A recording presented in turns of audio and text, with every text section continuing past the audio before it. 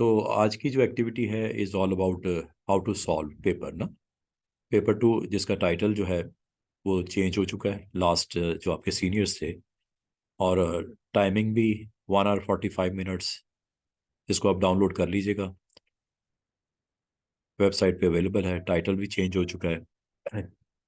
Basically इसमें तीन major parts हैं, एल्गोरिदम्स हैं, जो कि आप चैप्टर 7 8 में प्रोग्रामिंग के साथ आप स्टडी कर रहे हो। और लास्ट चैप्टर जो है प्रोग्रामिंग के साथ ही डेटाबेस भी है, और साथ ही फाइनल चैप्टर जो लॉजिक गेट्स वाला। 1 hour 45 minutes इसका टाइमिंग होती है। और क्वेश्चंस आपको सारे अटेम्प्ट करने होते हैं, ये इंस्ट्रक्शंस हैं आपके लिए। और जो वेटेज है, टोटल मार्क्स, वो आपका 75। और इसमें थोड़ा सा इन्होंने पैटर्न चेंज किया है। प्री रिलीज मटेरियल जो हुआ करता था, और वो जो मेल कर दिया जाता था, डिस्ट्रीब्यूट कर दिया जाता था बाय कैम्ब्रिज, वो इन्होंने चेंज किया है। और इसमें पहले होते थे 2 सेक्शन, अब इन्होंने नया स्टाइल जो है उसमें 75 मार्क्स इंस्टेड ऑफ 50 ये हो चुका है। और सिंपल सा ये एक पेपर, स्टार्टिंग इसकी बड़ी सिंपल है। फाइनल जो आपका होगा सेगमेंट, उसमें सूडो कोड के ऊपर थोड़ा सा प्रोग्रामिंग है। उसमें आपको अच्छी अवेयरनेस, अच्छी आपकी स्किल्स हो, और अच्छा अगर आपने उसको प्रिपेयर किया, एक्सरसाइज अच्छी हो, सूडो को आप अंडरस्टैंड करते हो, उसके सीक्वेंस को डिक्लेरेशन के बाद और इनिशलाइजेशन के बाद, सीक्वेंस इज़ इम्पॉर्टेंट। और उसके बाद आइट्रेशन है, सिलेक्शन स्टेटमेंट्स हैं।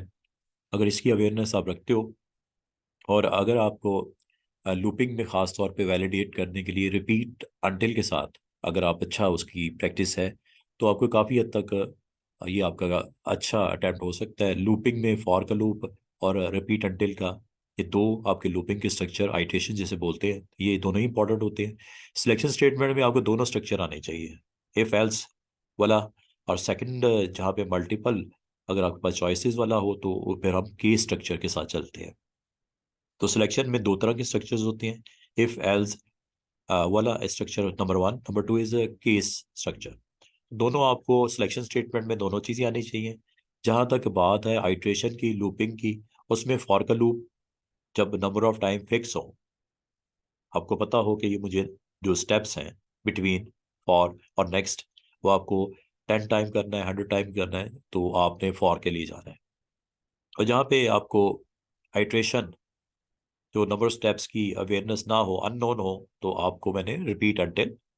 और दूसरा जो है वो आप यहाँ पे जो कर सकते हो वाइल वाला, जिसमें एक प्री कंडीशन होता है और एक पोस्ट कंडीशन होता है। पोस्ट कंडीशन आमतौर पे हम यूज़ करते हैं वैलिडेट करने के लिए रिपीट अंटिल के कॉम्बिनेशन के साथ। ठीक है, ये सिंपल जो है पेपर आपका जो है सूडो कोड से रेलेवेंट, ये मेन जो फीचर्स होती हैं, आपको लैंग्वेज की वोकेबलरी आती हो, आपको पता हो कि जब कभी आपने यहाँ पे डिक्लेरेशन करनी है, तो किस तरह डिक्लेयर वर्ड के साथ आपने वेरिएबल डाटा टाइप के साथ जाना है।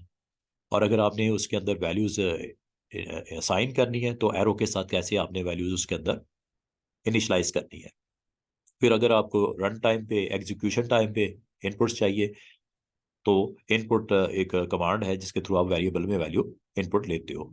और फिर उसके बाद लाजमी होते हैं आपको ऑपरेशन करने होते हैं, एक्शंस करने होते हैं। जब आपने वेरिएबल होंगे या आपके पास कांस्टेंट होंगे, कांस्टेंट और वेरिएबल में आपको डिफ्रेंशिएट करना आना चाहिए। और ऐसा आइडेंटिफायर जो through the life of that program अगर आपका सेम रहे, तो उसको हम कांस्टेंट बोलते हैं। और जहाँ पे वो वेरी कर रहा हो, चाहे वो आप असाइनमेंट के थ्रू करवा रहे हो या इनपुट के थ्रू करवा रहे हो, तो ऐसी वैल्यू जो वेरी हो रही हो, उसे वेरिएबल बोलते हैं। हाँ, इसमें रूल ये याद रखना है कि वेरिएबल हो या कांस्टेंट हो, उसके लिए जो आइडेंटिफायर लेते हो, उसका ऑलवेज स्टार्ट विद लेटर। ठीक है, फर्स्ट लेटर ही होना चाहिए। हाँ, उस कॉम्बिनेशन में लेटर के बाद नंबर हो सकता है। और अगर आपने उसमें आइडेंटिफायर में आप 2 वर्ड्स के ऊपर हैं, तो उसका फर्स्ट, जो कैमल केस होता है, फर्स्ट लेटर कैपिटल लिखते हैं, विदाउट स्पेस लिखते हैं। और आपने बहुत ज़्यादा ज़रूरी भी हो तो दरमियान में अंडरस्कोर लगा देना चाहिए। ये आइडेंटिफायर के लिए होता है। ठीक है, जो मेमोरी में डिक्लेयर होते हैं, और उसकी बेस के ऊपर आप फर्दर कैलकुलेशन करते हो। और इसके अलावा आपको ऑपरेटर्स की सेंस होनी चाहिए। अरिथमेटिक ऑपरेटर्स होते हैं, प्लस माइनस स्लैश स्टार वगैरह। और रिलेशनल ऑपरेटर्स होते हैं equal to, less than, greater than, equal to, less than, equal to, not equal to. और लॉजिकल ऑपरेटर हो सकते हैं जहां आपने और एंड यूज करना हो, जहां पे मल्टीपल चेक्स लगाने हो सिलेक्शन के लिए। जैसे इफ में आप एक है कंडीशन, फिर दूसरी है कंडीशन, तीसरी है कंडीशन, तो वहां पे और एंड की इम्प्लीमेंटेशन लॉजिकल ऑपरेटर्स की वहां नजर आती है। ये जी मैं एक बेसिक का एक पार्ट जो सूडो और प्रोग्रामिंग से रेलिवेंट है।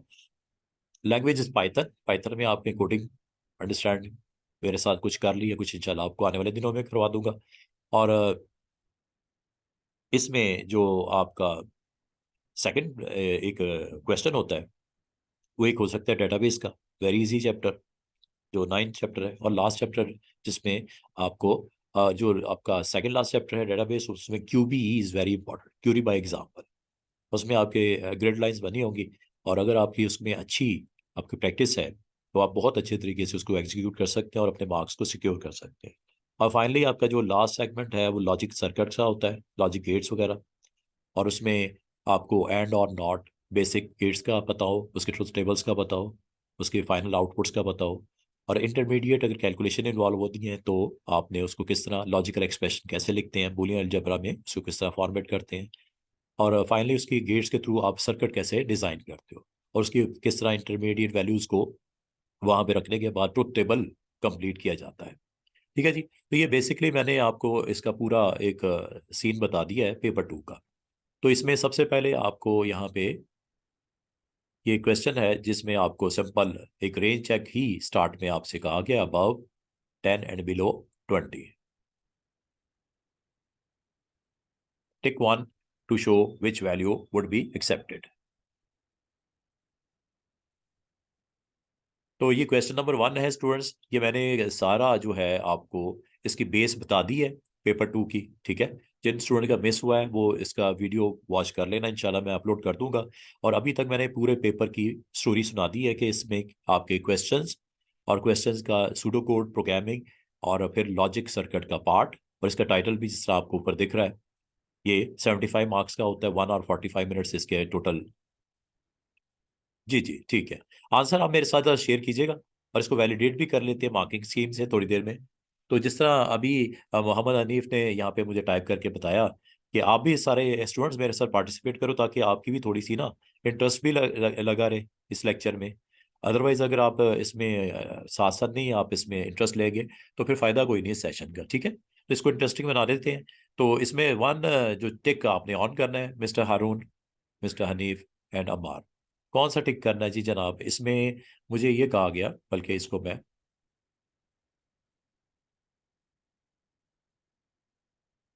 हमारे पास अभी 1 आवर से ज़्यादा टाइम है, तो इंशाल्लाह ये आप साथ साथ मेरे साथ शेयर भी करो। जिस तरह ये मिस्टर हारून ने कहा है 15 इज़ द राइट आंसर, तो जस्ट आपने 1 टिक ही करना है। बाद में ये होता है मल्टीपल भी हो सकते हैं, करंट में सिनारियो में above 10 and below 20, this one is the right answer. ठीक है जी, गुड। अब ये देखिएगा, 4 प्रोग्रामिंग कॉन्सेप्ट्स हैं आपको पता होने चाहिए। What is meant by library routine, गो के मैंने आपसे डिस्कस नहीं किया। लाइब्रेरी रूटीन को इसी चैप्टर में है जिस चैप्टर में हम स्टडी कर रहे हैं। ठीक है, चैप्टर नंबर 8 में हम इसको पढ़ने वाले थे। लाइब्रेरी रूटीन्स क्या होती हैं? ऐसे आपके कोड, ऐसा मॉड्यूल्स जो आप रीयूज कर सको, बार बार रीयूज कर सको। ठीक है, एक दफ़ा आप बना दो, उसकी लाइब्रेरी बन जाती है लैंग्वेज की। तो ये इसी तरह है जैसे री इन्वेंशन ऑफ अ व्हील की जरूरत नहीं होती कार बनाने के लिए, वो एक व्हील बन चुका। ठीक है, तो रीयूजेबिलिटी जहाँ पे हो लाइब्रेरी रूटीन वहाँ पे। अब आप में से कोई टिक कर सकता है, मुझे बता सकता है 1 का, 2 का, 3 का और 4 का आंसर। 1 के साथ मुझे इधर मैच कर दो, 1 डैश करके, इधर भी मैं 1 2 3 कर देता हूँ। देखते हैं आप में से कौन आंसर सही करता है, समझ के बात करनी है आपने। ठीक है, 1 डैश के साथ आगे उसका जो भी रिस्पेक्टिव बनता है वो जरा फटाफट से यहाँ पे लिख दो मुझे, सब लोग जो भी अटेंड कर रहे हैं।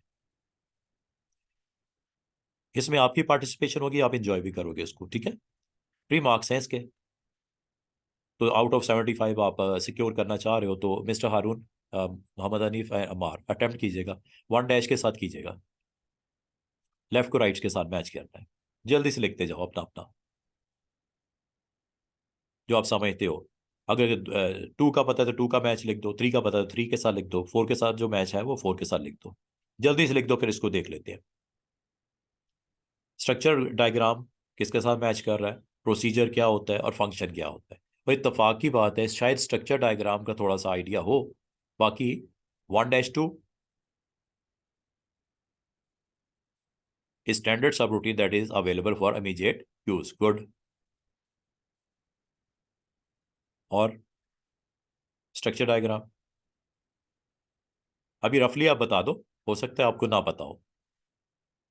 2-4 एन ओवरव्यू ऑफ ए सब रूटीन स्ट्रक्चर डायग्राम। प्रोसीजर,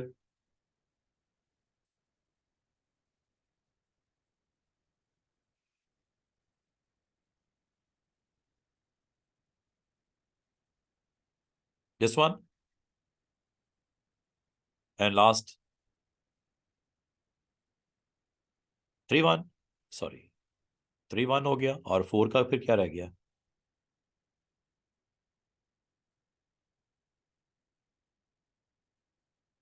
4-3 रह गया।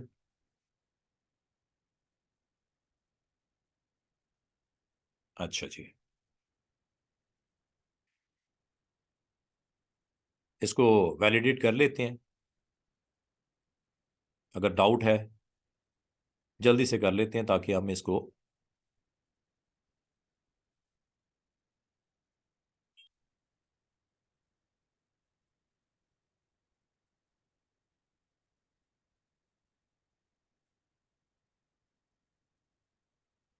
ठीक है जी।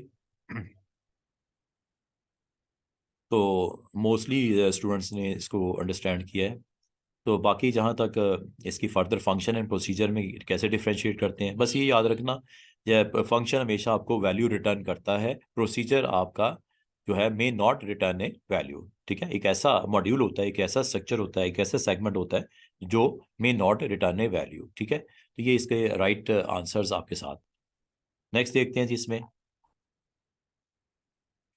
अब ये क्वेश्चन इस तरह का भी आ सकता है, a program checks if the weight of the baby is at least 2 kilogram.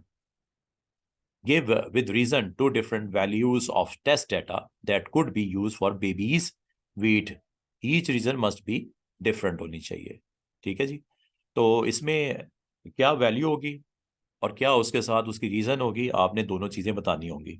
और अगर आप ये बता सकते हो तो ये आपके पास 4 मार्क्स आप सिक्योर कर सकते हो। इसका मतलब टेस्ट करने के लिए जो आप डिफरेंट वैल्यूज दे सकते हो, वो आपने यहाँ पे प्रोग्राम को चेक करने के लिए होता है, वैलिडेट करने के लिए होता है, कि अगर टेस्ट वैल्यूज उसमें पास करने के बाद अगर आपका वो एक्सपेक्टेड रिजल्ट से मीट करता है तो everything is okay in that program, वो चाहे सूडो कोड हो चाहे आपका कोई फ्लो चार्ट हो। तो वैल्यू नंबर 1 टेस्ट करने के लिए, baby's weight, a check if the weight of a baby is at least 2 kilograms. ये थोड़ा सा डिफरेंट है। ये आपको यहाँ पे सिंपल, यहाँ पे आपको बाउंड्री आपको चेक और एब नॉर्मल और नॉर्मल चेक होता है। नॉर्मल चेक है जो विद इन बाउंड्री दिया जाता है। ठीक है स्टूडेंट, विद इन बाउंड्री अगर दिया जाए तो नॉर्मल चेक होता है। एक इसका within boundary normal check होता है। और अगर आपकी एक्सट्रीम वैल्यूज देते हो, जैसे इसमें कहा है कि two, two is the extreme value, तो टू आप यहाँ पे अगर टाइप करोगे इस काइंड ऑफ, और ये आपका इसका जो रिटर्न क्या होगा, ये इसको आपका क्या बिहेवियर क्या होगा, ये आपको रिटर्न करेगा ओके। ठीक है, जैसे यहाँ पे आप दिख रहा है क्वेश्चन नंबर 3 का आंसर, तो इसमें आपको ये बता रहा है अप्रोप्रिएट रीजन इसकी। आपको जो करंट आपका जो क्वेश्चन था उसमें ये था कि program check if the weight of a baby is at least 2 kilogram. इसको चेक करने के लिए क्या क्या वैल्यू पास की जा सकती हैं? चेक करने के लिए एक वैल्यू पास की जाएगी जिसमें आप वैल्यू 2 दोगे। ठीक है, एटलीस्ट 2 का मतलब है कि 2 आपका बाउंड्री वैल्यू है जो कम से कम आपका बेबी का वेट होना चाहिए प्रोग्राम चेक करने का।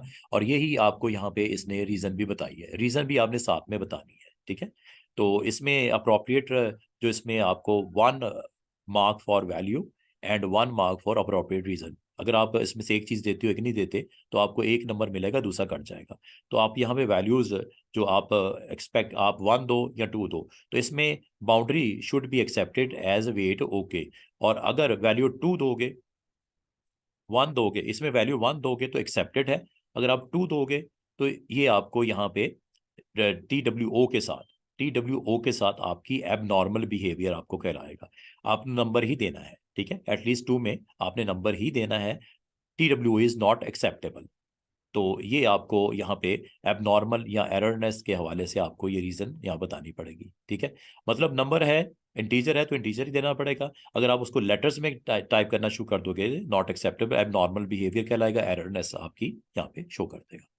तो इसका मतलब ये हुआ कि यहाँ पे आपको न्यूमेरिक वैल्यूज के लिए जा रहे हो आप, तो न्यूमेरिक वैल्यूज में यहाँ पे आप 2 अगर लिखते हो, नॉट एक्सेप्टेबल, ठीक है, 2 नॉट एक्सेप्टेबल, रिजेक्टेड, ठीक है, ये रिजेक्टेड, तो ये इसने आपने इसमें इस तरह लिखना है। अब आ जाओ जरा, इसमें से आपको ये सर्कल करना है जी। Circle the 2 action that a program need to take to store,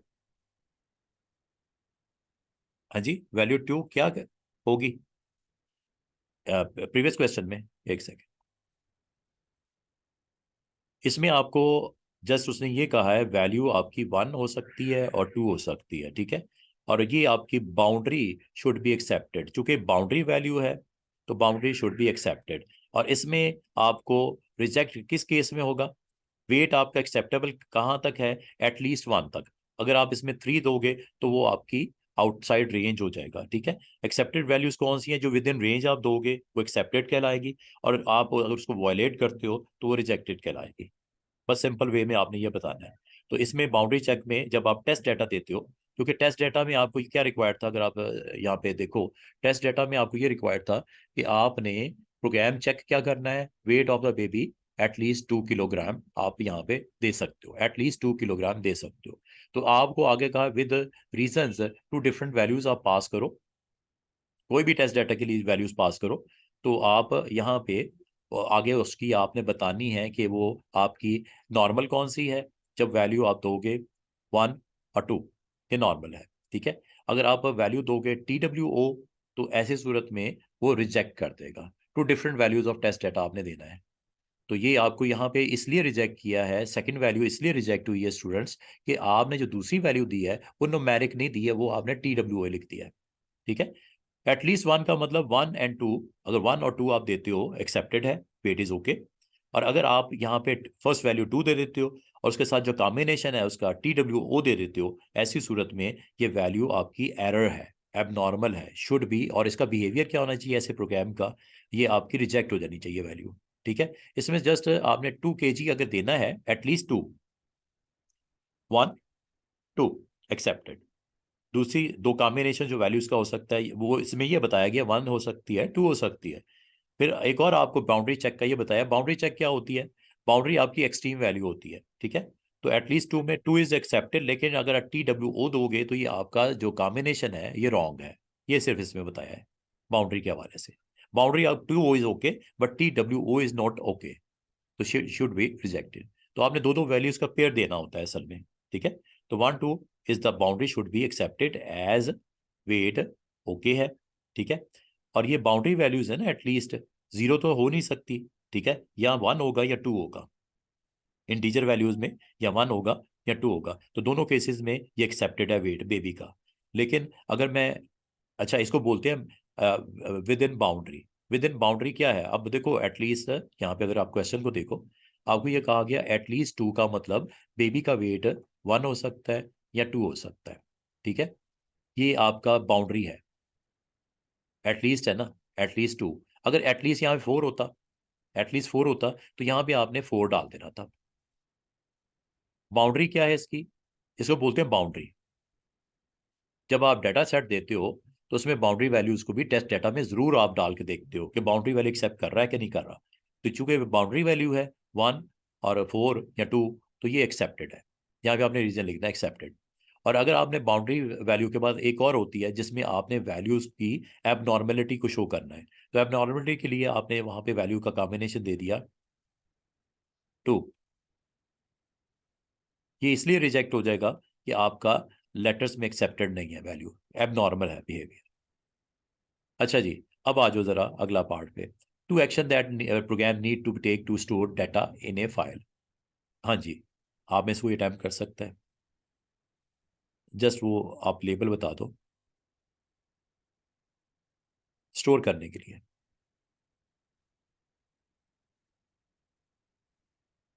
in a file, right. अच्छा जी, एक मिस्टर हादी ने कहा right is the one, second second action, second action क्या होगा? अच्छा, ये सेगमेंट भी स्टूडेंट्स आपका बिल्कुल लास्ट जो पार्ट है ना, जिस तरह ये कल बात हो रही थी, मिस्टर हारून कह रहे थे सर ये जो चैप्टर है इसका क्या हमें बस इतना ही जितना करना था काफ़ी है, प्रोग्रामिंग में पार्ट नहीं आएगा। मजे की बात बताऊं, ये जो क्वेश्चन है इसको अटैम्प्ट ही आप तब कर पाओगे जब आपको फाइल का ओपन करना आएगा, फाइल को क्लोज करना आएगा, फाइल के अंदर रीड करना है, फाइल के अंदर राइट करना है। तो ये आपको यहीं पे वह ये टर्म्स से फेमिलियर तभी होगे जब आपकी चैप्टर क्लोज होगा। ये चैप्टर जो 8 कर रहे हैं ना इसको क्लोज किया जाएगा, फिर आपको इनकी टर्म्स का आपको आइडिया होता है कि आपने अगर डेटा आपने फाइल के अंदर स्टोर करवाना है तो इसको कैसे करवाओगे, कौन से एक्शन दो करने पड़ेंगे, क्या उसको ओपन पहले करना पड़ेगा फिर उसके अंदर राइट होगा, ओपन होगा तो फिर राइट होगा, क्या ये दो एक्शंस हैं? अगर वो क्लोज है फाइल तो आप उसमें राइट तो नहीं कर सकते, क्या ख्याल है? तो दो एक्शंस क्या करने हैं जी? एक, पहले तो फाइल को ओपन होना जरूरी है, ये इस तरह जिस डॉक्यूमेंट होता है ना आपका, कोई भी डॉक्यूमेंट हो ओपन होगा तो उसके अंदर लिख सकते हो ना, तो फाइल भी अगर ओपन होगी तो उसमें स्टोर होगा ना। तो ये एक सिंपल एज ए ले मैन आपको अंडरस्टैंड करवा रहा हूँ कि अगर आपने इसका आंसर करना है you have to circle both, before writing you have to open. और अगर इसी में स्टोर की बजाय वो आपको कहता है कि आपने इसको वैल्यू को रिट्रीव करना है, स्टोर नहीं करना, रिट्रीव करना है। रिट्रीव करना मतलब उसको देखना है, उसको स्टडी करना है, उसको रीड करना है। तो स्टूडेंट इसमें आंसर थोड़ा सा ट्विस्ट होगा, तो ये है कि पहला तो आपका यही होगा ओपन करना, ओपन करने के बाद सेकंड होगा रीड करना। जब राइट करना है, स्टोर करना है, तो राइट आपने सेकंड ऑप्शन ले लेनी है, और जब आपने रीड करना है तो ओपन के साथ फिर रीड होगा। समझ आ रही है? ये आपने ओपन के साथ ये देना है। ये उस सूरत में देना है जब आपने उसको रिट्रीव करना है, ओपन करना है, पहले पहला action is always open. Open नहीं होगा ना रीड वैलिडेट है ना राइट वैलिडेट है। तो ये दो नंबर अगर आपने सिक्योर करने हैं तो याद रखना, इसमें इसका आंसर करने के लिए आपने थोड़ा सा कॉमन सेंस भी यूज करनी है। वैसे तो ये आपका जैसे चैप्टर एंड होगा ना, ये वाला 8, उसके एंड पे ये file open, file close, file के अंदर राइट, फाइल के अंदर रीड, ये सारे एक्शंस वहां पे आपको बताए जाएंगे। Read write is the right actions in case of opening and closing. और अच्छा, और बात बात ये होता है कि आपने रीड कर लिया है, ठीक है, रिट्रीव करने के बाद थर्ड एक्शन क्या होगा? जब आपने रीड कर लिया है, बिल्कुल बिल्कुल, थर्ड एक्शन क्लोज का होगा। ये तो उसने 2 कहा था ना, 3 अगर कह देता, ठीक है। 3 एक्शंस क्या होंगे? पहला एक्शन क्या होगा? फाइल को ओपन किया जाएगा रीड या राइट मोड में, फिर उसके बाद जब ये हो जाएगा तो फिर उसको थर्ड एक्शन इज क्लोज। ठीक है स्टूडेंट्स, समझ आ रही बात ये है? चले आगे चलते हैं। A program halted unexpectedly with an error message, file not found, while trying to read data from a file. Outline the actions that the program need to take to prevent this error occurring. हाँ जी, कोई mind में है? ये भी असल में उस file से रेलेवेंट ही है। ये भी आपने, ये देखो, before trying to open the file check the file exist करती भी है कि नहीं करती। If the file does not exist then output is suitable error message. जी, फातिमा ने ज्वाइन कर लिया है, हारून एज यूजुअल आउट हो गए हैं। तो बात ये है कि ये आज का जो हमारा एक्टिविटी है, it's all about how to solve. ठीक है, इसको थोड़ा सा हम चेक करते हैं कि हमने अभी तक जो सीखा है, अभी तक जो हमने स्टडी किया है उसके मुताबिक क्या हम अटेम्प्ट कर पा रहे हैं क्वेश्चंस को। तो इसमें आपको सिंपल उसने ये कहा है, क्वेश्चन का आंसर दिया आपको, ठीक है। अगर कोई आपका error message file not found जब कभी किसी फाइल को रीड किया जाए तो ये मैसेज आता है, तो outline the action that a program need to take to prevent this kind error occurring. उसमें ये है कि सबसे पहले चेक किया जाए फाइल मौजूद भी है जिसको ओपन करने जा रहे हैं, पहला स्टेप ये होगा, check the file is exist और नॉट। नंबर 2, ठीक है, ये अगर आपकी फाइल एग्जिस्ट करती है तो ठीक है, अदरवाइज आपको प्रॉपर मैसेज फ्लोट कर देना चाहिए। और प्रॉपर मैसेज आप इस तरह इसका आंसर में ये लिख सकते हो, before trying to open the file check the file exist, if the file does not exist then output a suitable error message। ये आपके वो एक्शंस होंगे जो आपको रिक्वायर्ड होते हैं जब कभी आपने इसको वैलिडेट करना हो कि आपकी फाइल जो रीड के लिए या राइट के लिए आप करने जा रहे हो वो पहले मौजूद भी है कि नहीं। अगर नहीं होगी तो मैसेज तो आएगा ना, फाइल नॉट फाउंड, तो ये प्रॉपर मैसेज। अच्छा, जहां तक क्वेश्चन नंबर 5 है, ये फ्लो चार्ट का है। ठीक है, question number 5 is about flow chart. तो फ्लो चार्ट में आपको यहाँ पे ये कहा गया है, draw a flow chart for an algorithm to allow numbers to be input, ignore any number that are negative, number 2 point bullet, count how many numbers are positive, output the count of positive numbers when zero is input and end the program। इसका मतलब है ये programme ने close कब होना है students, आपसे number लेगा, इनपुट लेगा, और इसको टर्मिनेट करने के लिए अनटिल अनटिल आपकी वैल्यू जो है वो जीरो ना दे दी जाए। ठीक है, यहाँ भी यही कहा गया जब तक वो जीरो ना दे दी जाए। तो इसको आपने फ्लो चार्ट इसका बनाना है, आपने एक नंबर ले लेना है इनपुट के लिए। तो सबसे पहले इस फ्लो चार्ट में आपके जो फ्लो चार्ट होगा उसमें सबसे पहले आपने यहाँ पे नंबर ले लेना है, और ignore any number that are negative. ठीक है, तो अगर वो नंबर इज लेस देन, अगर वो इसका number is less than zero, then it's mean it's negative. तो ऐसी सूरत में उसको लूप में डाल देना है। ठीक है, दोबारा से इनपुट, दोबारा से इनपुट, जब तक वो नेगेटिव है। जैसे पॉजिटिव वैल्यू आती है तो उसको अपने डिसीजन मेकिंग में आपने बता देना है कि उस नंबर को अब हमने एक काउंट लगा के, पॉजिटिव काउंट लगा के उसमें उसका बता देना ये पहला नंबर, फिर दूसरा नंबर अगर पॉजिटिव देता हूँ, फिर तीसरा नंबर अगर पॉजिटिव देता हूँ, फिर चौथा नंबर अगर मैं पॉजिटिव देता हूँ। लेकिन जीरो देने का मतलब क्या होगा, प्रोग्राम खत्म। अब इसका flow chart, very easy flow chart. Program start हुआ, ठीक है, काउंटर आपने लगा दिया, ये पॉजिटिव नंबर्स को काउंट करने के लिए है, काउंटर इनिशियलाइज कर दिया जीरो के साथ, क्योंकि आपको रिक्वायर्ड था ना, यही तो बताना था कि कितने नंबर आपके पॉजिटिव दिए जा रहे हैं। वो काउंटिंग शुरू करते हैं उसकी। सबसे पहले नंबर लिया, और यहाँ पे आपने डायरेक्ट उसको जो है वो लूप के साथ, डिसीजन मेकिंग के साथ उसको यहाँ पे वैलिडेट कर दिया कि जी नंबर अगर जीरो होगा तो प्रोग्राम इज ओवर, काउंट के साथ प्रोग्राम इज ओवर। और अगर मैं स्टूडेंट्स आपसे पूछता हूँ, फातिमा आपसे पूछता हूँ कि अगर मैं नंबर जीरो दे देता हूँ तो आउटपुट क्या आएगा, फर्स्ट टाइम ही मैं जीरो दे देता हूँ, आउटपुट क्या आएगा, नंबर यहाँ पे, नंबर अगर मैं यहाँ पे जीरो दे दूं तो जीरो ही आएगा। जीरो ही आएगा, बिल्कुल सही है, यहाँ पे आएगा जीरो पॉजिटिव नंबर्स। ठीक है, और अगर मैं यहाँ पे नंबर दे देता हूँ, पहला दे देता हूँ 5, तो उसको यहाँ पे जीरो के बराबर है, नो, नो नहीं है, तो फिर क्या वो नंबर जो दिया गया वो लेस देन तो नहीं है जीरो। अगर वो लेस देन जीरो है तो मुझे दोबारा ऊपर भेजना है इसको, इस लेवल पे। तो इसका मतलब ये दो यहाँ पे चेक्स लगे हुए हैं। पहला चेक जिस तरह आपको उसमें कहा गया था फ्लो चार्ट में कि इसको टर्मिनेट कब करना है, जब नंबर आपका जीरो होगा। तो उससे कुछ नहीं करना, जस्ट प्रोग्राम आउट कर दे, और जो भी फाइनल काउंट की वैल्यू है वो प्रिंट कर दे। तो अगर आपका इसमें नंबर मैं 5 दे देता हूँ मिसाल के तौर पे, पहला नंबर अगर मैं 5 दे देता हूँ तो ये नो में जाएगा, और ये इसको भी वैलिडेट कर देगा कि ये 5 है, कहीं -5 तो नहीं है, 5 है, 5 है। तो ये नंबर चूंकि लेस देन जीरो नहीं है तो काउंट की वैल्यू ये पहली 0+1 काउंट में 1 आ जाएगा, और फिर अगला नंबर लेगा। अगला नंबर सपोज मैं 6 दे देता हूँ तो 6 को वैलिडेट करेगा, पहली कंडीशन पास हो गई, यस नहीं होगा क्योंकि वो नंबर जीरो नहीं है, 6 है। इधर आया 6 is less than no, no में आगे 1+1 2 हो जाएगा। और अगर मैं अगले ही लम्हे इसको दे दूं सपोज जीरो, देन हादी दो नंबर दिए 5 और 6 और फिर जीरो, क्या आउटपुट आएगा, 2, गुड।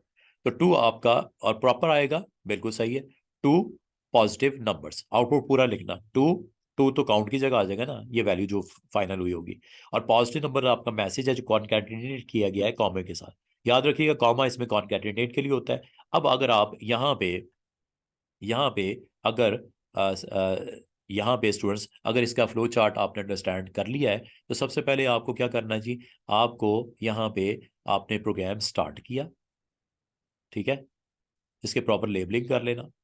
स्टार्ट किया प्रोग्राम, और स्टार्ट करने के बाद जनाब आपने सबसे पहले यहाँ पे प्रोसेस करवा दिया। प्रोसेस क्योंकि यहाँ पे मुझे कहा गया था कि काउंट करना है,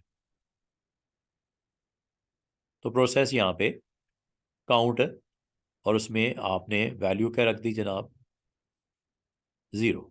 फर्स्ट टाइम आपने वैल्यू 0 रख दी, ठीक है, ये आपने यहाँ पे जिस तरह देख रहे हो, ठीक है, फर्स्ट टाइम आपने यहाँ पे 0 रख दी। उसके बाद नेक्स्ट स्टेप क्या है, ये एरो जरूर लगाना, ये फ्लो चार्ट जब बनाना है आपने, बस ये देख लेना before getting something input, input है तो पैलोग्राम होती है, इसको बड़ा आपने अंडरस्टैंड करके चलना है, ठीक है। इनपुट, इनपुट व्हाट, यहाँ पे नंबर, जो नंबर है, ठीक है, ये नंबर ले लिया गया, और नंबर को आपने यहाँ पे इग्नोर करना है तब अगर वो नेगेटिव है, ठीक है। और यहाँ पे आपने ये भी चेक करना है क्योंकि इसको आपने कंट्रोल कर रहे हो, कंट्रोल करने के लिए यहाँ पे आपका एक और चेक लगेगा जिसके थ्रू इस चीज़ को भी कंफर्म किया जाएगा कि जनाब ये नंबर कहीं 0 तो नहीं है। अगर ये नंबर इनपुट जो किया गया, अगर ये नंबर जो इनपुट किया गया वो अगर 0 है, देन अगर ये 0 है, नंबर अगर 0 है तो ये ब्रांच कर जाएगा, ठीक है, ये ब्रांच कर जाएगा यस में, और यस में आपने फाइनल उसका आउटपुट जो प्रिंट करवाना है, आउटपुट प्रिंट करने के लिए अगेन पैलोग्राम होते हैं, और ये पैलोग्राम में आपने जाके दे देना है count number of positive numbers. और अगर नहीं है तो फिर ये भी जो चेक करना है कि नेगेटिव तो नहीं है, क्योंकि नेगेटिव इज इग्नोर्ड है, इग्नोर्ड है, तो आपने इसको भी चेक करना है कि एन लेस देन तो नहीं है 0 से। अगर लेस देन 0 है, यस पे क्या करना है, नो पे क्या करना है, अगर वो यस है तो फिर लूप जाके दोबारा से कनेक्ट कर देगा यहाँ पे। काउंटर को इनिशियलाइज नहीं करना, काउंटर फर्स्ट टाइम हो गया इनिशियलाइज, फिर इनपुट लेना है अगला नंबर, और इस तरह ये आपका फाइनल, ये यहाँ पे काउंट प्लस प्लस प्रोसेस जरूर करवाना, क्योंकि अगर वो नंबर आपका यस है तो इधर जाएगा, नो में फाइनल इसको शेप में ले आएगा। फाइनल शेप क्या जी, इसका प्रोसेसिंग करनी है, प्रोसेस में क्या रिक्वायर्ड है, काउंट में आप +1 कर दो, काउंट में आप +1 कर दो, और फाइनली जी जनाब ये आपका आउटपुट आ जाएगा, ये आपको यहाँ पे पॉजिटिव नंबर, ठीक है। टर्मिनेट इसी तरह होगा कि जब तक 0 नहीं दोगे, 0 दोगे तो इसको ब्रांच में यहाँ पे आउटपुट यहाँ पे देना है, यहाँ पे ना दे देना, बाद कंफ्यूज हो सर काउंट +1 के बाद इसको कर दें, नो, काउंट +1 के बाद नहीं करना, काउंटर आपका यहाँ पे 1 ऐड हो गया, अब इसको ऊपर लेके जाओ, वैल्यू जब तक 0 नहीं होगी ये टर्मिनेट नहीं होगा और फाइनल आउटपुट नहीं देगा, ठीक है। उसके बाद फाइनली उसको स्टॉप कर देना।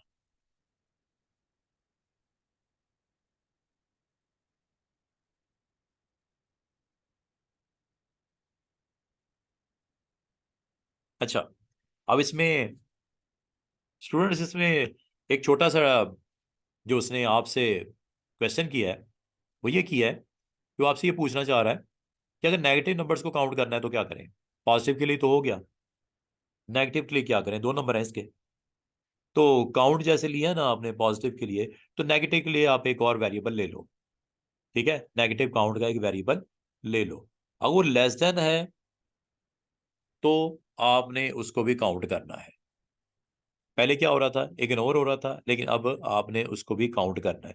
तो ये छोटा सा इसके अंदर चेंज है, तो इसमें आपको ये बता रहा है यूज अनदर काउंटर, ठीक है, और इसमें भी आपने लेस देन 0 पे उसको काउंट करवाना है, सब्ट्रैक्ट सॉरी काउंट करना है उन नंबर्स को, और लाजिम आता है फिर उसको आपने एंड के ऊपर बोथ को काउंटर्स को आपने प्रिंट भी करवाना है, ठीक है।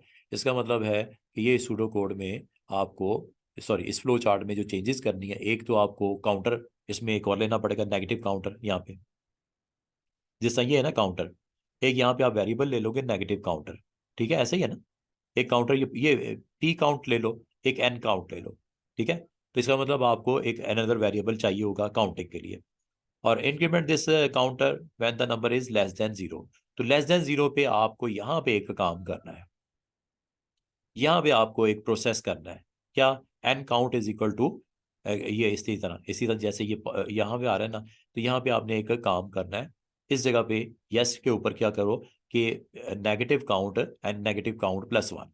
ठीक है, जैसे ये पॉजिटिव के लिए है, यहाँ पे नेगेटिव के लिए कर देना। तो इसका मतलब जो नेगेटिव होंगी वो भी उसमें इंक्रीमेंट हो रहा है, पॉजिटिव के लिए भी इंक्रीमेंट हो रहा है, और फाइनली जब जीरो टाइप करोगे तो यहाँ पे आप लिखोगे आउटपुट पॉजिटिव काउंट और फिर कॉमा नेगेटिव काउंट। यहाँ पे पॉजिटिव नंबर्स इतने हैं, नेगेटिव नंबर इतने हैं, यहाँ पे आप लिख देना positive count positive number comma negative count और नेगेटिव नंबर्स कोट्स में। That's it. ठीक है, ये काम तो तीन करने पड़ेंगे ना। एक वेरिएबल इनिशियलाइजेशन होगी जीरो पे नेगेटिव काउंट के लिए। दूसरा इसमें लेस देन जीरो के ऊपर आप क्या करोगे, इसके अंदर आप एक जो है इंक्रीमेंट वो आप ऑन करोगे नेगेटिव काउंट के लिए लेस देन जीरो पे। और थर्ड एक्शन क्या रिक्वायर्ड होगा, उसका आउटपुट भी तो देना है ना नेगेटिव काउंट का, जिसमें पॉजिटिव काउंट का है, कॉमा नेगेटिव काउंट और कोर्स के अंदर नेगेटिव नंबर्स। ठीक है, ये एडिशन इसमें रिक्वायर्ड है। कि आपको वर्डिंग में लिखना है, आप बनाने ना बैठ जाना। ठीक है स्टूडेंट्स, इसको बनाना ही नहीं बैठ जाना, जस्ट आपने ये तीन एक्शंस बतानी है जो इसमें रिक्वायर्ड है, अगर आपको पॉजिटिव के साथ नेगेटिव भी वैल्यूज चाहिए तो।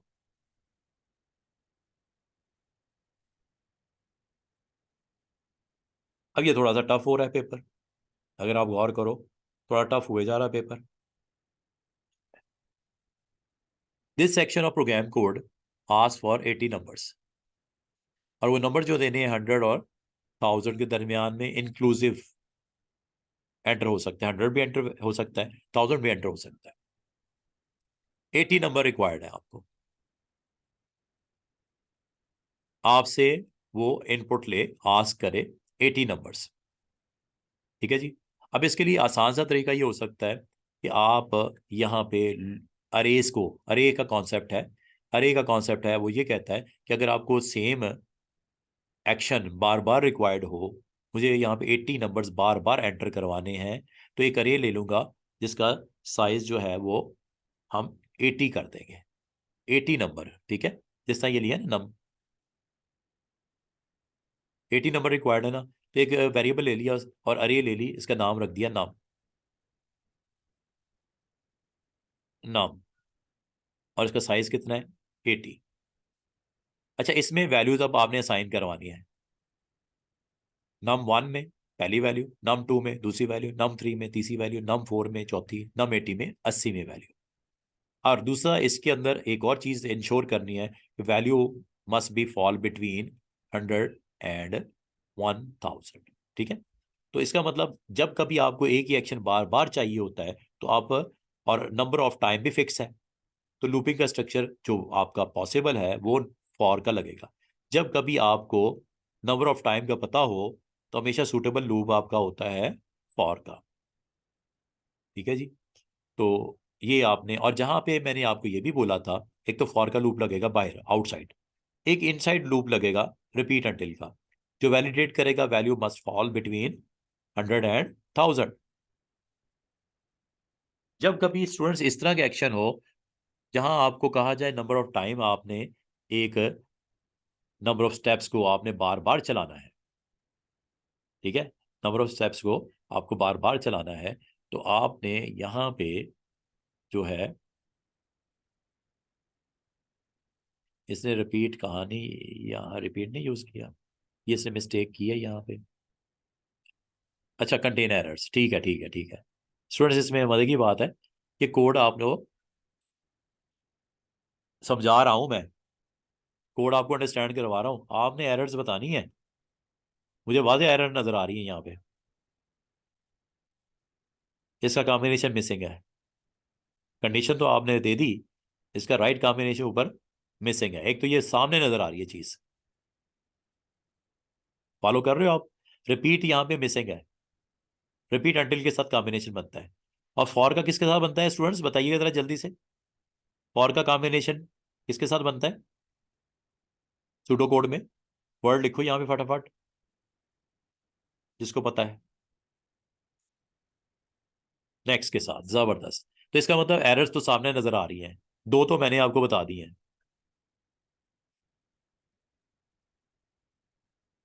अच्छा, वैसे तो इसने यहाँ पे वाइल यूज कर लिया है, ये भी मुझे गड़बड़ है। क्यों स्टूडेंट्स, ऐसा ही है? क्या ये भी गड़बड़ है? While number is, while do use किया है, नो डू। तो ये देखो, इसमें काफी सारे मिस्टेक्स नजर आ रही हैं। ठीक है जी। और लूप तो स्टार्ट तो सही किया उसने, 4 लाइनें। तो line number 1, sorry error number 1, आपने लाइन का नंबर मेंशन करना है। फिर एरर नंबर 2, लाइन का नंबर मेंशन करना है, और उसका करेक्ट कोड भी देना है। ठीक है। तो इस कोड के अंदर जो बड़ी बड़ी मिस्टेक्स हैं वो आपकी सामने आ चुकी है। Line number 4, while number is less than equal to 99 or number is greater than equal to 1001। अच्छा, इसने यहां पे यूज किया है while वाला लूप, प्री चेक है। ठीक है। एक पोस्ट चेक होता है, पोस्ट चेक हमेशा याद रखना। हाँ जी जी। नहीं नहीं, आपने इसमें ना लाइन नंबर बतानी है। वो इसमें जो लाइन नंबर में मसला है, इसमें सबसे पहले एक मसला है लाइन नंबर 4। आपको लाइन नंबर बतानी है और इसको करेक्ट करके बताना है। वैलिड नंबर कौन से हैं स्टूडेंट, जरा गौर कीजिएगा। Between 100 and 1000। यहां पे क्या कहा गया आपसे, नंबर कब लेगा? अगर इस रेंज के दरमियान में एक्सेप्टेड है, अदरवाइज रिजेक्टेड है। अब मुझे बताओ, ये जो कंडीशन लिखी है, is okay while number is less than equal to 99 and this number must be greater than equal to 1001। मसला तो यहीं पे खराब हो गया ना। कोई आप मुझे बताओ, कोई ऐसा नंबर हो सकता है जो 99 से छोटा हो और वो सेम टाइम वो बड़ा भी हो? मिस्टेक क्या है?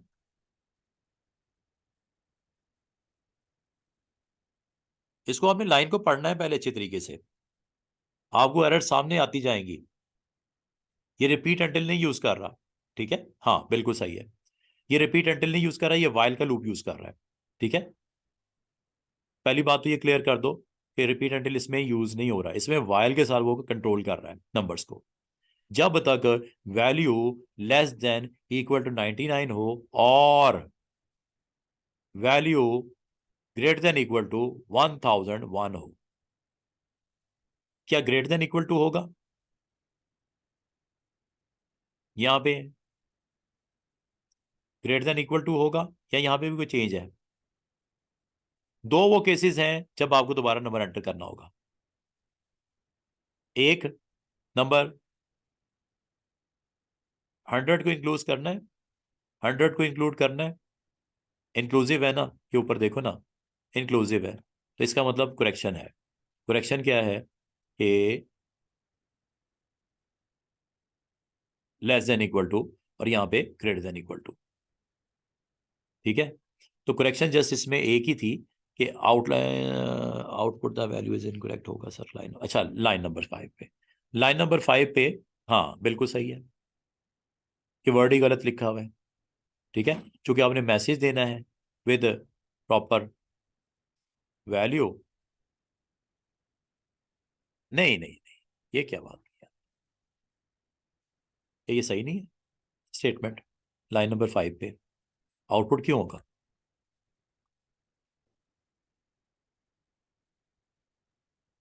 लाइन नंबर 5 में आउटपुट क्यों होगा? सॉरी, इनपुट ही आएगा ना, इनपुट नंबर आपसे दोबारा लेना है ना उसने मैसेज के साथ। तो इनपुट, ये जिस तरह ऊपर ये किया है, ये ये भी तो वही किया है। ठीक है। इनपुट लेना आपने मैसेज के साथ दोबारा से नंबर। ये क्यों आएगा मैसेज स्टूडेंट्स? ये मैसेज कब आएगा ये बता सकते हो आप में से? जब वैल्यू मैं 100 से कम दूंगा तब आएगा। ठीक है। या 1000 से बड़ी दूंगा तब आएगा। जरा गौर कीजिएगा तमाम लोग, क्या मैंने बोला है? जब ये मैसेज कब आएगा? जब वैल्यू 100 से कम होगी, या वैल्यू जो दी गई है ये वाली 1000 से बड़ी होगी। 1001 भी हो सकता है और बड़ी भी हो सकती है। ठीक है, ये एरर नहीं है मोहम्मद हनीफ, ये एरर नहीं है, ये ठीक है। 9।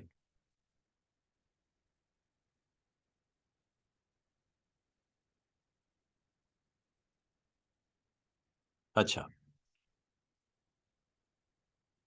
ये देखो ना, अब नंबर आप जो ले रहे हो, अच्छा एक तो एरर तो नहीं है, इसको ठीक करना चाहिए था, इंडेंटेशन अगर चले, इसने इसका इसका ख्याल नहीं किया, लेकिन ये एंड वायले सीध में होना चाहिए था। चलें, इसको एरर नहीं वो कंसिडर करते। ठीक है, ये एरर हम कंसिडर नहीं करते, लेकिन ये भी एक इशू है, चलें कोई बात नहीं। सूडो कोड में इतनी तो रिलैक्सेशन होती है सिंटेक्स की, इंडेंटेशन वाइज हम इसको चले छोड़ देते हैं। तो आपने जो नंबर अभी दिया है, उस नंबर को आपने किस में असाइन करना है? क्या डायरेक्ट, ये तो एक ही नंबर स्टोर होगा जो भी दिया जाएगा, फर्स्ट वाला, वो 80 जो उसका इंडेक्स है, इसमें इंडेक्स जो आपका 80 नंबर पे ये वैल्यू स्टोर हो जाएगी। हालांकि मुझे 1 पे पहले स्टोर करनी थी, फिर 2 पे स्टोर करनी थी, ये 1 इंडेक्स पे 2 पे। तो यहाँ पे मैंने इसके लिए वेरिएबल लिया इंडेक्स। तो फर्स्ट टाइम यहाँ पे 1 होगा, फिर 2 होगा, फिर 3 होगा, फिर 4 होगा। इसका मतलब इसको आपने लिखना था यहाँ पे इंडेक्स। ये भी एक एरर है। हाँ, इंडेक्स, ये पूरा वर्ड यहाँ पे आएगा। ये भी आपने बताना है, लाइन नंबर 7 पे एरर है, आपने यहाँ पे instead of 80 you have to type index. ये आपने इस तरह बताना है लाइन नंबर 7 पे, आपने बाकायदा इस तरह बताना है कि नम 80 नहीं है, यहाँ पे नम के अंदर क्या है, इंडेक्स है। ठीक है, बाकी ठीक है। और फाइनली चूंकि फॉर का लूप लगा था, तो ये यहाँ पे हमें जस्ट अनटिल नहीं आएगा, यहाँ पे नेक्स्ट आ जाएगा, और ये आपकी करेक्शन इस तरह यहाँ पे कर दी जाएगी। नेक्स्ट, आगे वेरिएबल का नाम ये नहीं लिखना होता। ठीक है, ये नहीं लिखना होता, ये कंडीशन इसकी बेस पे टर्मिनेट यहीं से हो जाती है। 80 पे जब पहुंचेगा तो ये टर्मिनेट हो जाएगा, आपको पता है। ये रिपीट अंटिल के साथ जरूर लिखते हैं। अगर यहाँ पे रिपीट होता ना, अगर यहाँ पे रिपीट होता तो फिर ये ठीक था। ठीक है, अगर ये रिपीट होता तब ये ठीक था। लेकिन चूंकि फॉर है, तो फॉर के साथ यहाँ पे क्या लिखना पड़ता है, नेक्स्ट, नेक्स्ट के साथ वेरिएबल का नाम इंडेक्स। ठीक है, ये एक और करेक्शन है जो आपने लाइन नंबर मेंशन करके यहाँ पे करनी है। और फाइनली लाजमी बात है, जब आपने उसको काउंट करना है, how many numbers are larger than 500, तो काउंटर आपने यहाँ पे लगाया हुआ है, ये if number is greater than 500। Line में यहाँ पे कोई मसला नहीं है, असल में जो आपने काउंट किया है उसको प्रिंट नहीं करवाया। ठीक है, तो आपने यहाँ पे काउंट को प्रिंट करवा लेना है ऐसे, बाकी ठीक है कोड। प्रिंट भी तो करवाना है ना जो काउंट वैल्यू फाइनल आई है। तो ये 4 एरर्स हैं, आपने लाइन नंबर बतानी है, उसकी एरर लिखनी है जो कोड करेक्ट है वर्जन उसका, फिर ये लाइन नंबर बतानी है, फिर उसका करेक्ट वर्जन लिखना है। तो इस तरह ये आपने अटेम्प्ट करना है। यहाँ तक कोई क्वेश्चन? लेकिन ये वही कर पाएगा आप में से स्टूडेंट जिसकी प्रैक्टिस होगी। समझ आ रही है फातिमा, हादी एंड मिस्टर हनीफ? जिसकी प्रैक्टिस होगी वो तो एरर्स को आइडेंटिफाई कर लेगा, उसका राइट वर्जन भी दे देगा। लेकिन जिसने प्रैक्टिस सूडो कोड की है ही नहीं, तो लाजमी है उसके लिए मुश्किल हो जाएगा। तो ये बस आपने छोटी छोटी चीजें जो टिप्स मैं आपको दे रहा हूँ, इसको याद रखना। इसको को पूरे को आपको पढ़ना पड़ेगा एक दफा। ठीक है, इनिशियलाइजेशन हुई, फॉर का लूप लगाया, लेकिन पहले आपने इन 4 लाइनों को जरूर पढ़ लेना कि वो चाह क्या रहा है। ठीक है, क्या उसके मुताबिक ये सूडो मैच हो रहा है? 80 नंबर है, फिक्स है, फॉर का लूप। जब यहाँ पे आए तो हमें यहीं से पता लग गया कि यहाँ पे गड़बड़ है, कि उसका कॉम्बिनेशन पहली एरर, लाइन नंबर 9। ठीक है, इसका कॉम्बिनेशन जब देखा गलत था, फिर हमने यहाँ पे आए, यहाँ पे आके हमने चेक किया कि यहाँ पे वैल्यूज वो अलाउ कर रहा है बिटवीन, बिटवीन होनी चाहिए 100 एंड 1000 के। लेकिन यहाँ पे जब हमने एंड पे गौर किया, एंड हमेशा लगता है रेंज चेक के लिए कि दरमियान में हो, और दरमियान में, अब इसमें हमने क्या करना था, बिटवीन 100 एंड 1000 होना चाहिए। तो जब कभी इस तरह का इशू हो और इसमें आपने वैलिडेट करना है कि नंबर बिटवीन हो, नहीं है तो दोबारा एंटर करो। ये असल में चेक कर रहा है वैल्यू को, तो यहाँ पे हमेशा और लगता है, हमेशा और लगता है। ठीक है, अगर आपने इसको चेक करना है कि लेस देन और ये हो नहीं सकता कि मैं कोई नंबर दूं, 70 दे देता हूं। अब ये 70 लेना चाहिए इसको, ठीक है। तो नंबर क्या, लेस देन, इक्वल टू 99, और नंबर इज ग्रेटर देन 1001। तो ये आपका इस चीज से रोक रहा है कि आप कोई वैल्यू ऐसी नहीं देनी जो आपकी आउट ऑफ दिस है, ठीक है। अगर मैं इसमें कोई नंबर इस तरह दे दूं -70, तो इसने यहाँ पे आपको यहाँ पे कहना है दोबारा एंटर करो, और ये आपका लूप चलता रहेगा जब तक आप वैल्यू इस से छोटी नहीं देते, 100 से छोटी नहीं देते। और वैल्यू अगर 1000 से बड़ी होगी तो भी रिजेक्टेड, 100 से कम होगी तो भी रिजेक्टेड, यहाँ पे और लगेगा। और फिर यहाँ पे जब आए, यहाँ पे हमें डाउट हुआ कि हमने 80 नंबर एंटर करवाने थे, ये तो जस्ट 80 जो इंडेक्स नंबर है वहां पे वैल्यू जा रही है। तो इसके लिए जब हमने ऊपर देखा तो इसके राइट वेरिएबल यहाँ पे रिप्लेसमेंट के लिए, ठीक है जी। Question number 7 is okay. इसकी प्रैक्टिस इसलिए करवा रहा हूँ कि आपने ना जनाब इससे मिलता जुलता आ जाता है। अब एक और बड़ा इंटरेस्टिंग क्वेश्चन जो आमतौर पे होता है, वो चैप्टर नंबर, और ये आपको पता है चैप्टर तो बड़ा इजी है अगर समझ आती हो तो। ये लॉजिक सर्किट का चैप्टर है, लास्ट वाला, ठीक है। इसमें आपको सबसे पहले देख लेना कि इनपुट वैल्यूज कितनी है और आउटपुट वैल्यूज कितनी है। 3 इनपुट्स हैं, 1 आउटपुट है, और इसकी कौन कौन सी वैल्यू ऑन है।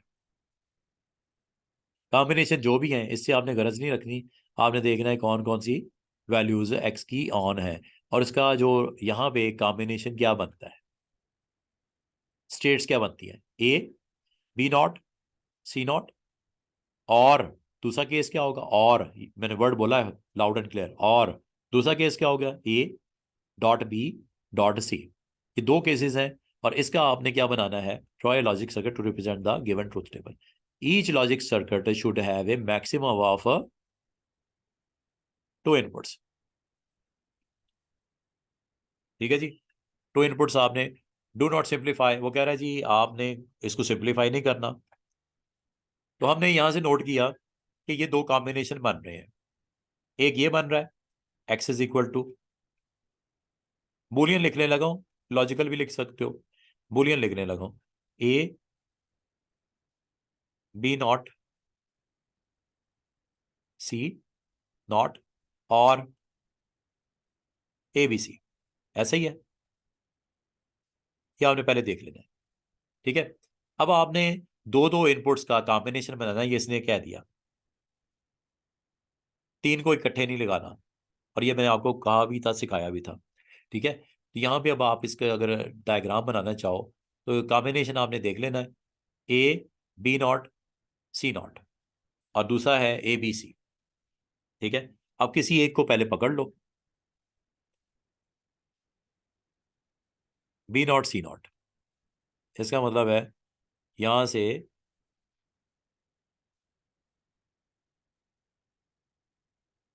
बी नॉट यूज हो रहा है,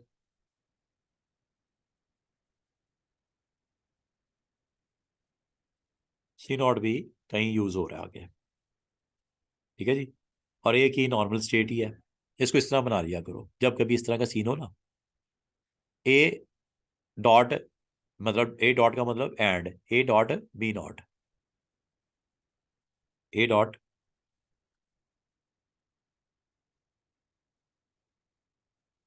दरमियान में एंड गेट है,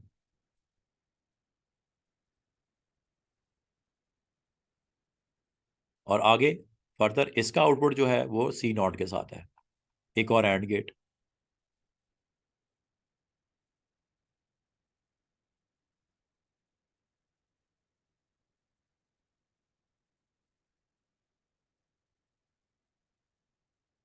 यहाँ रोक दो अब जाके इसको। अब दूसरा वाला देखो, ए बी सी,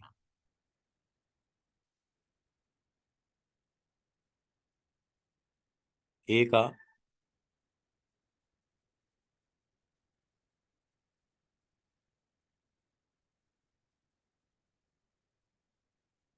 बी के साथ,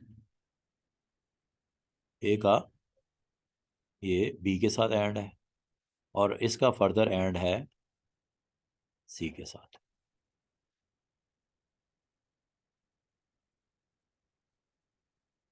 ठीक है जी, ये हो गया जी खत्म। और इन दोनों के दरमियान में है और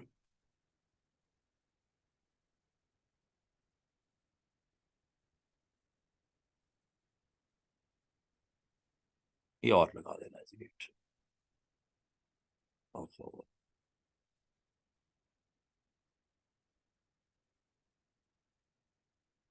और ये जनाब आपका एक्स के साथ कनेक्ट कर देना। ठीक है, very simple, step by step आपने देख लेना है। आपने सबसे पहले तो देखना है वन कहाँ कहाँ है, और वन के करंट जो वैल्यूज हैं ए की वो क्या क्या है, डॉट के साथ आपने देना है। ठीक है, A dot B dash C dash, और इसकी क्या है प्लस, दूसरा केस क्या है, एक तो ये केस है जब ये वन होना है, दूसरा ये है, और दूसरा केस क्या है, एक्स की वैल्यू वन कब होगी, जब ये होगा।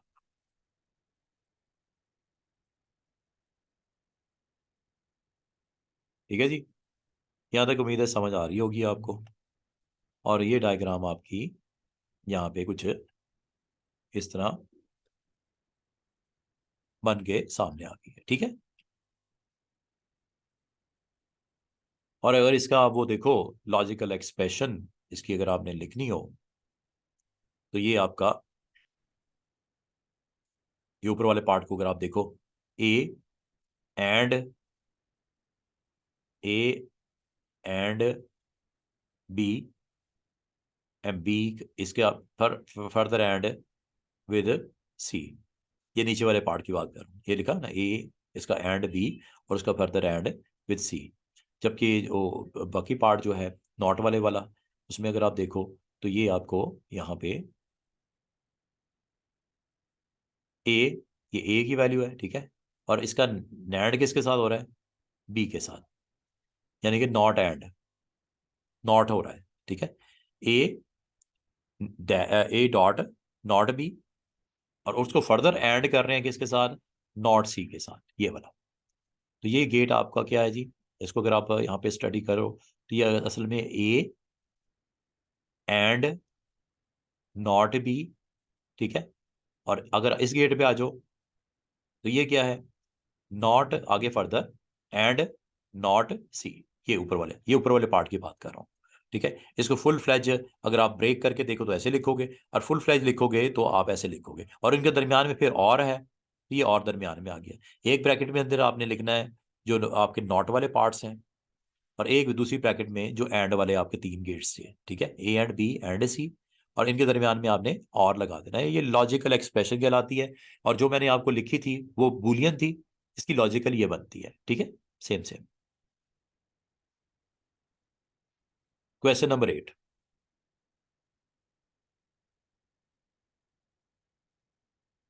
फ्लो चार्ट है जी। इनपुट्स लेना है, वेट ऑफ आइटम्स किलोग्राम में on a trailer, any item over, ये देखो, any item over 25 kg is rejected, the trailer can take up to 100 kilograms। तो टोटल वेट के लिए वेरिएबल ले लिया, और रिजेक्ट रिजेक्ट कब होना है, अगर ओवर होगा 25 kg। अच्छा जी, वो काउंटर भी इसने लगा दिया, असल में रिजेक्ट कितने हुए हैं। ठीक है, टोटल वेट में स्टार्ट में ये, और आपने सबसे पहले वेट एंटर करवाना है। ठीक है, ये असल में इसने किया क्या है आगे, हाँ वो दिया होगा डाटा सेट, ये देखो, ये ट्रेस करने के लिए है। तो इसका मतलब आपने पहली वैल्यू क्या पास करनी है, 13। स्टार्ट किससे किया है, पहले तो ये देख लो स्टार्ट किससे किया है। स्टार्ट में आपकी कौन कौन सी वैल्यूज टोटल वेट में और रिजेक्ट में 0 0 है, तो आपने ट्रुथ टेबल में चले जाना है, टोटल वेट में 0 और रिजेक्ट में 0 इसी तरह लिख देना है। ये सारा इसी तरह टेबल बना होगा। अब यहां से आपका काम स्टार्ट होता है पेपर में। ठीक है, आपने देखना है कौन कौन सी वैल्यूज को इसलिए इनिशियलाइज किया हुआ है, वो वैसे ही लिख दो इस फ्लो चार्ट को देखते हुए। यहां तक मैंने कर दिया काम। अब यहां पे आपको आकर रुक जाना है, इनपुट लेना है वेट। अब आपको सर वेट किधर है पड़ेगा, वेट ये पड़ा हुआ है पहला 13, ये इनपुट किया, यहाँ पे जनाब क्या किया आपने, इनपुट 13 किया है, पहला वेट। ठीक है,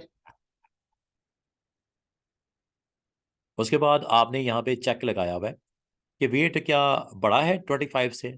नो, रिजेक्ट में कुछ नहीं हुआ, रिजेक्ट स्टिल जीरो ही रहा, ग्रेटर देन 25 है, तो फर्क किस में पड़ा, ये टोटल वेट की वैल्यू आपकी बन गई।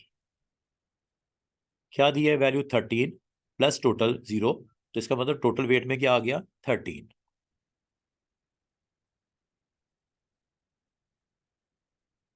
कितना आसान है।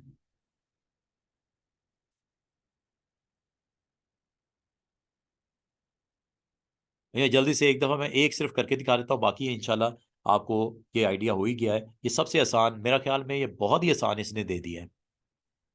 जी हादी एंड हनीफ, समझ रहे हो ना, कितना आसान सा दे दिया इसने,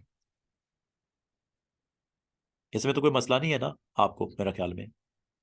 और ये वैल्यू आपने जो पहली दी है 13 के मुताबिक, ये अपडेट हो गया।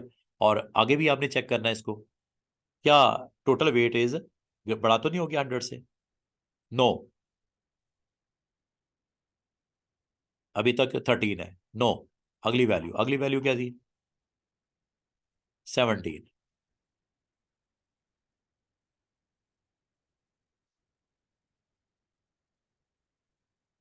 मैं दो वैल्यूज बस डाल के दिखा देता हूँ, बाकी आप इसको इसी फ्लो में आप अंडरस्टैंड कर लोगे। कहते हो तो मैं परफॉर्म कर देता हूँ, अदरवाइज इसको हम स्किप भी कर सकते हैं, अभी अभी के लिए, वैसे नहीं स्किप करना आपने। ठीक है, तो टोटल वेट अब आपका 17 + 13, ये आपका कितना हो जाएगा जनाब, 30। ठीक है, 30 इज ग्रेटर देन 100। नो, अगली वैल्यू दोबारा,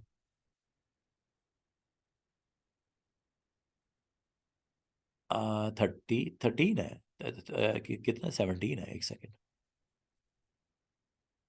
रिजेक्ट कब होना, जब ग्रेटर देन 25 होगा,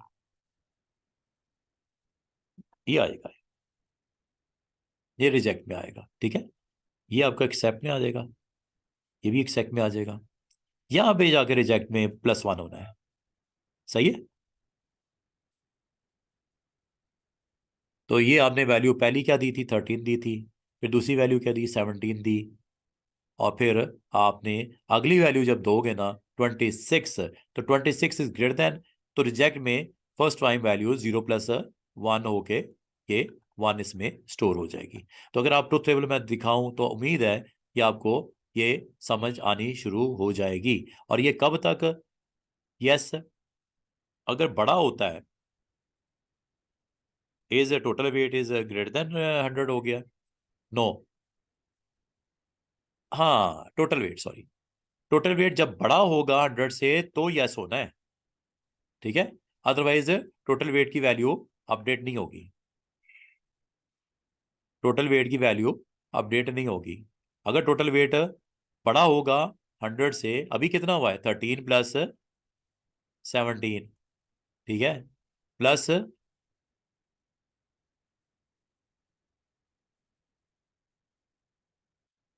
और ये कौन से वेट इसमें एक्सेप्टेड हैं, जो 25 से छोटे हैं। ठीक है, इसका मतलब पता क्या होगा स्टूडेंट्स,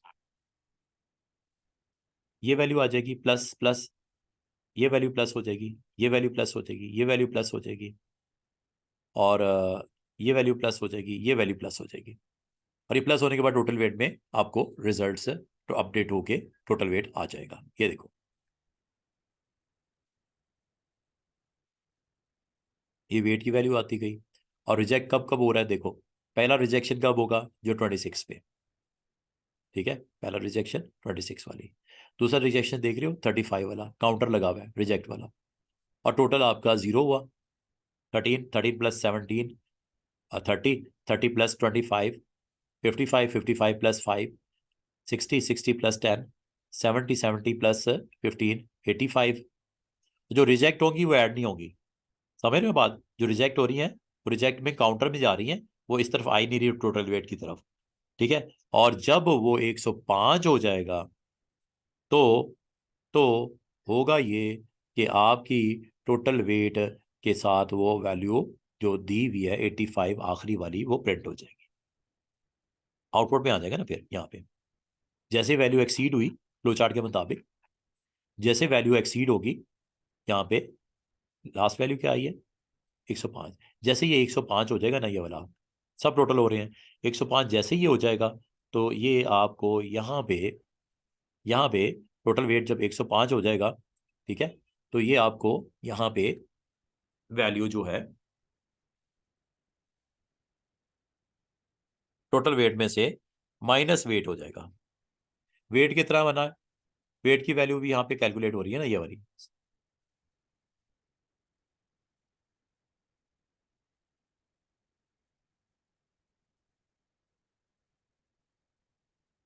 उसमें से माइनस वेट होगा। और साथ ही नंबर ऑफ आइटम जो रिजेक्ट हुई हैं, जो इधर से आ रही हैं, ये रिजेक्ट वाली आ जाएगी। और ये आप यहाँ पे ट्रुथ टेबल में देख सकते हो। Wait of items 80, number of item rejected कितनी है, 2, ठीक है, क्योंकि लास्ट वैल्यू यहाँ पे 2 आ रही है। 2 रिजेक्ट हुई तो ये आपका मैसेज तब फ्लोट होगा आउटपुट में। आउटपुट का कॉलम मिस्टर हनीफ आपने तब रखना है जब ये वैल्यू आपकी कंडीशन को मीट करके आपके पास ये आएगी एंड पे, ठीक है, तब आपने देना है। क्योंकि ट्रुथ टेबल, सॉरी, इसके अंदर जो आपका जैसी 100 से एक्सीड करती है तो आपका वेट टोटल में से माइनस होकर टोटल वेट अपडेट, और फिर wait of items is total weight, और ये आपके पास आंसर है। आखिरी वेट माइनस हो जाएगा ना 85 वाला, क्योंकि वो तो एक्सीड कर रहा है, तो वो माइनस होना लाजमी है।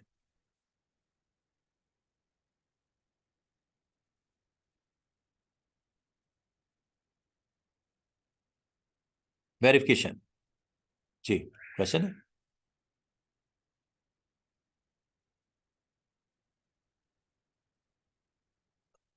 अच्छा जी, जी जी, ठीक है। अच्छा, verification check can be made on input data, just one box to show which check is verification check on input data.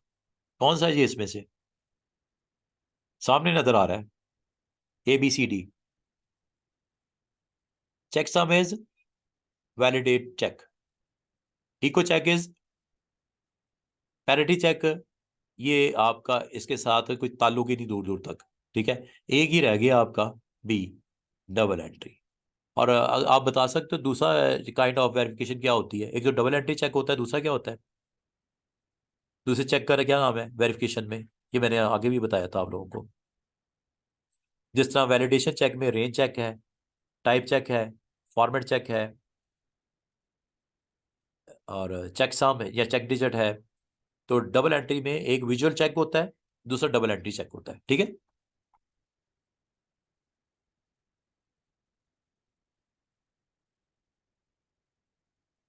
एक डेटाबेस वाला पार्ट है ये, और फिर ये एक इंपॉर्टेंट चीज है जो कि आपके 12वां क्वेश्चन है।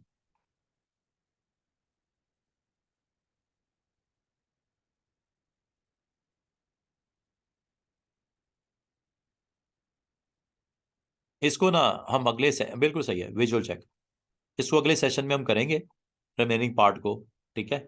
और यहाँ तक मैं अपलोड भी कर दूंगा, तो इंशाल्लाह यहीं से ऑनवर्ड हम डिस्कशन करेंगे, जिसमें हम ये डेटाबेस वाला पार्ट रह गया, सूडो वाला एक सेगमेंट रह गया, और एक ये आपके पास सूडो वाला पार्ट गया एक, ठीक है। तो क्वेश्चन नंबर 10, 11, 12 रिमेनिंग पार्ट हम अगली सिटिंग में हम इंशाल्लाह इसको भी एग्जीक्यूट कर देंगे, ठीक है। तो ये स्पेसिमेन पेपर का अभी तक की कोई अगर आपका क्वेश्चन है, कंफ्यूजन है, पूछ लो। अभी तक तो कोई इतनी बड़ी बात नहीं थी, सिर्फ एक सूडो में एक ट्विस्ट आया था जहाँ पे आपको एरर आइडेंटिफाई करने थे। मेरे ख्याल में वो वाहिद क्वेश्चन है जिसमें आपको थोड़ी सी कंसंट्रेशन की जरूरत पड़ती है। इसके अलावा एक ये थोड़ा सा था, ये ट्रेस टेबल वाला इतना डिफिकल्ट नहीं होता ये। तो ये अब जो नेक्स्ट पार्ट है, ये इंशाल्लाह हम लोग अगली जब हमारा सेशन होगा उसमें इस पार्ट को हम चला के देख लेंगे। और एक और वैसे इसका स्पेसिमेन पेपर है, तो वो इंशाल्लाह हम अगली सैटरडे में उसको अटेम्प्ट करेंगे, ठीक है। इन द मीन वाइल हम remaining part of the chapter वो ख़त्म कर देंगे, और दूसरा हम अपने वो चैप्टर्स जो अभी तक हमने नहीं पढ़े, हाँ, वो स्टार्ट करते हैं। बिल्कुल सही है, बस वही स्टार्ट कर रहे हैं, क्योंकि अब खत्म हो गया हमारा पेपर 2, ऑलमोस्ट डन हो गया है। ठीक है, प्रैक्टिस ही है आप लोगों की। तो अब हमने इस वीक जो आ रहा है मंडे से, उसमें हमने इन्हीं चैप्टर्स की तरफ जाना है। ठीक है मिस्टर हनी, 4, 5, 6, बिल्कुल सही है। और जो हम पेपर का सेशन करेंगे वो सैटरडे को ही किया करेंगे।